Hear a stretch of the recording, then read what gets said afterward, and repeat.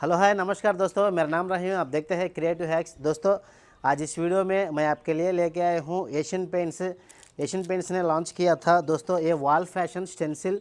दोस्तों ये बढ़िया पेंट शॉप में आपको कहीं पर मिल जाएगा दोस्तों, आप उस दुकान पे आप परचेस कर सकते। दोस्तों इसका कॉस्ट आके 1200 रुपया या 1200 रुपीज़ एक वॉल स्टेंसिल का। दोस्तों इसमें बहुत सारे डिजाइंस आ चुके हैं और इधर वाजिक है, आप दिखना एक जगह झाड़ और आप एक जगह लीव्स। मैं आज इस वीडियो में स्टेंसिल का कैसा उपयोग करता है कि सब कुछ मैं इस वीडियो में आपके लिए देता हूं। आप ध्यान से दिखना दोस्तों और सीखना। आपको मेरा वीडियो पसंद किया तो लाइक करना, शेयर करना, जरूर सब्सक्राइब करना। Thank you.